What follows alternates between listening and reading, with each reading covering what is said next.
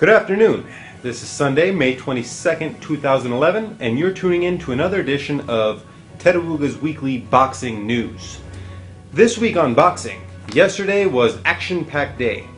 We have new news from Roy Jones Jr. out of Moscow, Russia. Roy Jones was in a 10-round fight with a unknown Russian boxer named Denis Lebedev, and unfortunately for all us Roy Jones fans, myself included, he does not know when to retire. He looked really out of shape. This is probably the chunkiest I've ever seen Roy Jones Jr. in the weigh-in, and even during the fight he just looked completely out of shape. He was slow, he had no reflexes. He did okay up until the 10th round. About 20 seconds left into the 10th round, Lebedev hit him with a couple of shots, and Roy Jones was in the ropes taking him, and he got hit with a bad right hook, I believe, that sent him hunched over for like a good 2 or 3 seconds, just hunched over. He was out of it, hunched over, and Lebedev looks over at the referee to stop it. He didn't stop it. He comes in, hits him with another right hand. Roy Jones falls face first onto the canvas. He's out cold again, and he almost looked like he died in the ring. He didn't look good at all.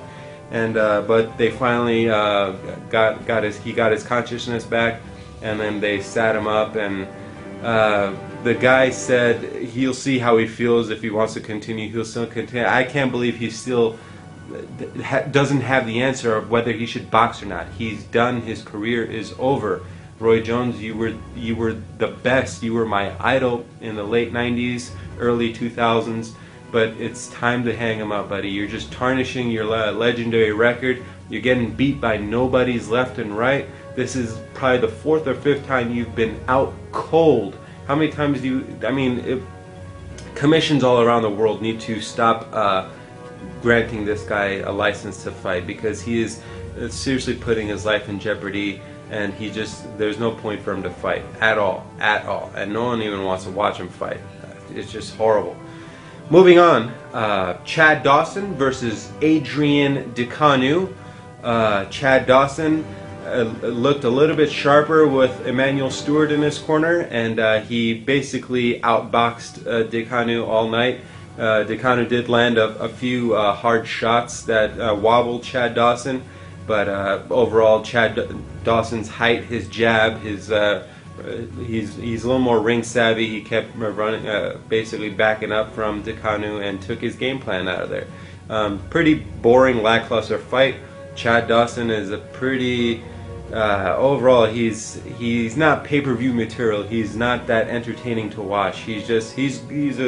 He's fine technically, but he just lacks spirit and emotion, and his fights show it. I mean, the crowd was completely quiet. Pretty dull fight. If you didn't watch it, don't worry about it. You're not going to miss anything.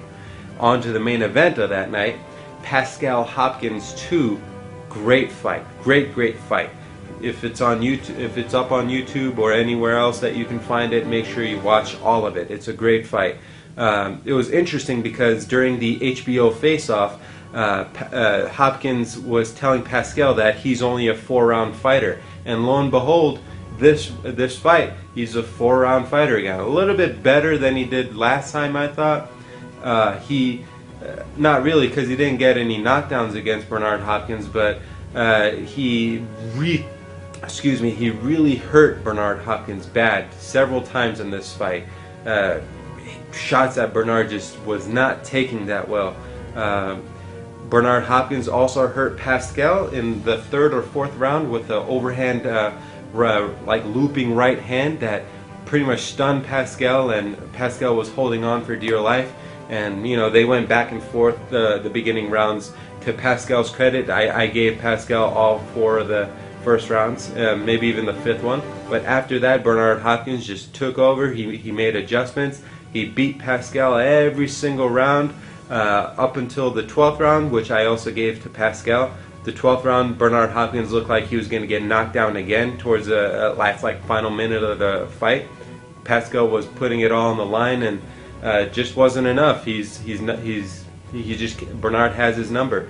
It was actually funny because in between some of the rounds, Bernard Hopkins was teasing Pascal because it looked like Pascal was being gassed and he's winded and stuff, but Bernard Hopkins would go out when the bell would ring. He would go into his corner and start doing push-ups on the floor. It was actually pretty funny, and just outclassing Pascal big time. I mean, he's almost 19, 20 years older than Pascal, and he's just beating that ass. He's just, you know, making him pay.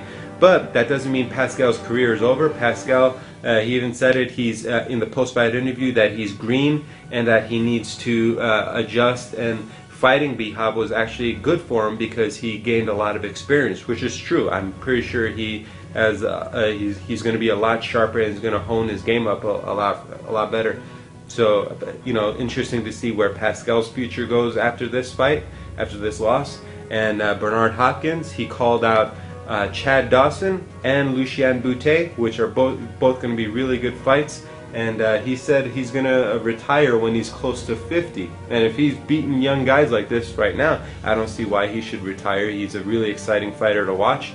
And, you know, he's actually more exciting now than he was back when he was younger. So he's laying it out all on the line. He said the best is always last, or the best comes last, or something like that. But yeah, Bernard Hopkins, he's all that. Keep going, B-Hop, rooting for you. His buddy Roy Jones, though, just stop, Roy. We love you. It's over. You had a great career. Don't ruin it. You know what?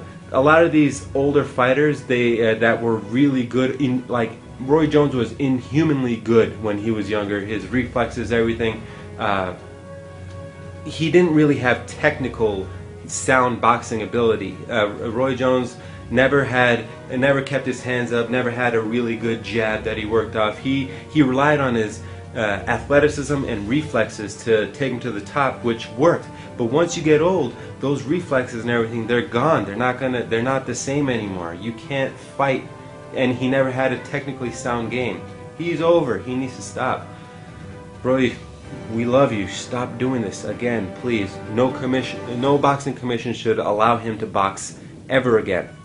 But there's a weekly boxing news. Pretty exciting week in boxing, and look forward to seeing you next time. This is Ted Awuga reporting live from I ain't gonna tell you guys where I report from. Send me a bomb threat or something. Leave me alone. All you people are crazy.